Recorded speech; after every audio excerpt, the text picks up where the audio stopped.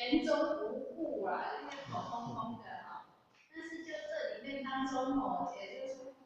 假设到说我们学习当中都是要先从有进至无啦。好，刚开头的时候像刚刚在说那个功德像渡人啊，刚开口的时候陈全忍你跟他讲说，我渡一个人就有7分的功德然后师傅会祝你3分你就可以满分，就有10分。然后这样子的话，他就会觉得说，我需要功德，所以呢，他就会很努力的去做，但是渐渐的，然后呢，他慢慢理解了，入了这个理之后，才会慢慢的，他就会知道说，原来这只是我们当人的一个本分。嘿，这嘛是咱做人的本分，对了，咱本来就该做的。然后，刚刚还有想到一个，然后就是说我们在做的时候刚开头的时候，我觉得说是真的是有勉强的感觉，因为刚在学的时候，我们会就说因为来上班，今天就是可以不要来，在家里可以很舒服然后呢，也会想着说，要学习要来这听这个课，说实在做2个小时屁股也很酸，那要很忍耐。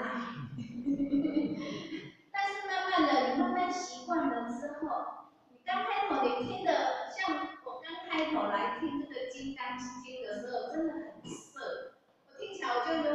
很想睡觉，所以我就常常我也曾经跟点法师说过，我都是睡不着只要翻《金刚经》我就可以睡着了，它可以当我的安眠药因为它很涩。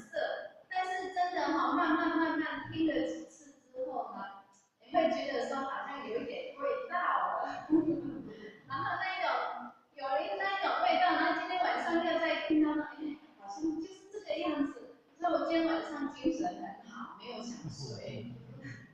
所以就是说，我们学当中也是这个样子刚开头会觉得说无味，但是慢慢的你会体会出那种华喜出来，你会体会到我吃到会慢慢产生那种华喜，你就会。所以今天晚上我就觉得说不对，我公公就跟我说你不要去好了啦，我说不要，我还是去因为我在考量，因为我礼拜6有一堂课，然后我就想我要看我的课程还是要来，然后我就想不对，我今天来，然后或许可以捡到我礼拜6可以用到的，所以我今天捡到了这个6度，因为或许就是要阐